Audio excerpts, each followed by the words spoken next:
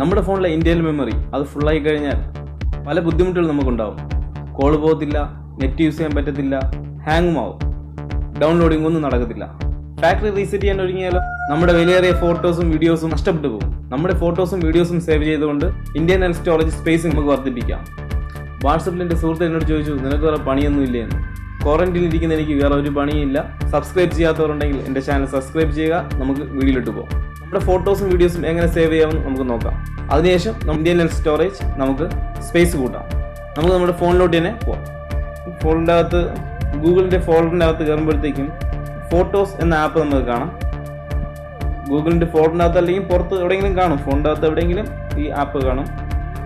അത് ഓപ്പൺ ചെയ്യുക. അത് ഓപ്പൺ ചെയ്യുമ്പോൾ നമ്മുടെ സെറ്റിലുള്ള എല്ലാ ഫോട്ടോസും കാണിക്കും. പലരും ഈ ആപ്പ് ഒരു ഗാലറി ആയിട്ടൊക്കെയാണ് യൂസ് ചെയ്യുന്നത്. അത് ഓപ്പൺ ചെയ്ത് മുകളിൽ കാണുന്ന ആ 3 ലെയറിലോട്ട് ക്ലിക്ക് ചെയ്യാം. താഴെ കാണുന്ന സെറ്റിംഗ്സ് ഓപ്ഷനിൽ ക്ലിക്ക് ചെയ്യുക. ബാക്കപ്പ് എന്ന ഓപ്ഷൻ എനേബിൾ ചെയ്യുക. ചോദിക്കുമ്പോൾ നമ്മൾ അക്കൗണ്ടിൽ അവിടെ നമ്മൾ ഐഡി പാസ്വേഡ് അവിടെ എൻ്റർ ചെയ്യുക.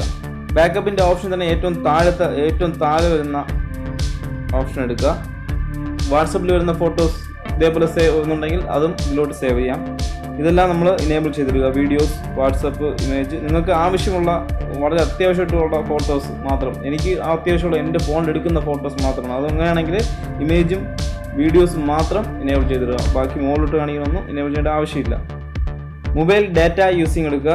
അതിൽ ഒരു ബാക്കപ്പ് ചെയ്യേണ്ട ഡെയിലി നമ്മൾ ബാക്കപ്പ് ഓട്ടോമാറ്റിക്കായിട്ട് നടന്നുകൊണ്ടിരിക്കും. നമ്മൾ എടുക്കുന്ന ഫോട്ടോസെല്ലാം പുതിയ ഫോട്ടോസെല്ലാം ഉണ്ടെങ്കിൽ ഓട്ടോമാറ്റിക്കായിട്ട് അപ്ഡേറ്റ് നടന്നുകൊണ്ടിരിക്കും. അതിൽ ഒന്നിൽ അൺലിമിറ്റഡ് കൊടുക്കുക, ഇല്ലെങ്കിൽ 30 MB കൊടുക്കുക.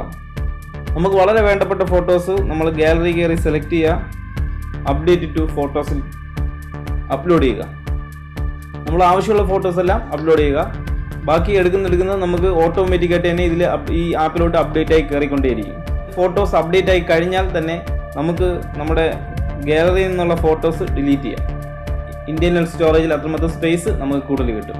അഥവാ നമ്മുടെ ഫോൺ റീസെറ്റ് ചെയ്താൽ തന്നെ നമ്മൾ മെയിൽ ഐഡിയും പാസ്വേഡും അടിച്ച് ഈ ആപ്പിൽ വരുന്ന ഫോട്ടോസും വീഡിയോസും എല്ലാം നമുക്ക് ബാക്കപ്പ് ചെയ്ത് തിരിച്ചു കൊടുക്കാം. ഗൂഗിളിൻ്റെ ഫോൾഡറിൽ തന്നെ മറ്റൊരു ഓപ്ഷനുണ്ട്, ഡ്രൈവ് എന്ന് പറഞ്ഞൊരു ഓപ്ഷനുണ്ട്. അത് ഓപ്പൺ ചെയ്യുക. മുകളിൽ കാണുന്ന 3 ലെയറിൽ ക്ലിക്ക് ചെയ്ത് സെറ്റിംഗ്സ് എടുത്ത് നമ്മുടെ അക്കൗണ്ട് ക്രിയേറ്റ് ചെയ്യുക. നമുക്ക് അതിലും നമ്മുടെ ആവശ്യം വീഡിയോസ് അതിലോട്ടും സേവ് ചെയ്യാവുന്നതാണ്. ഗൂഗിൾ നമുക്ക് തരുന്ന ഈ സേവനങ്ങളെല്ലാം യൂസ് ചെയ്ത് നോക്കുക. ഇപ്പോൾ തന്നെ നിങ്ങളുടെ മെയിൽ ഐഡിയും പാസ്വേഡും എവിടെയെങ്കിലും രേഖപ്പെടുത്തുക. അഥവാ നിങ്ങളുടെ ഫോൺ റീസെറ്റ് ചെയ്യേണ്ടി വന്നാൽ തന്നെയും ഈ മെയിൽ ഐഡിയും പാസ്വേഡിലും കൂടി നിങ്ങളുടെ ഫോട്ടോസ് എല്ലാം ഈ ആപ്പിലൂടെ തിരിച്ചെടുക്കാം, ബാക്കപ്പ് ചെയ്ത് തിരിച്ചെടുക്കാം. ഈ വീഡിയോ നിങ്ങൾ കൂട്ടുകാരിലും എത്തിക്കുക. അതിനായി നിങ്ങൾ ഷെയർ ചെയ്യുക. സബ്സ്ക്രൈബ് ചെയ്യാത്തവർ സബ്സ്ക്രൈബ് ചെയ്യുക. തൊട്ടടുത്ത് കൊടുക്കുന്ന ആ ബെല്ലൈക്കൻ എനേബിൾ ചെയ്യുക. നമുക്ക് അടുത്ത വീഡിയോയിൽ കാണാം. ബൈ.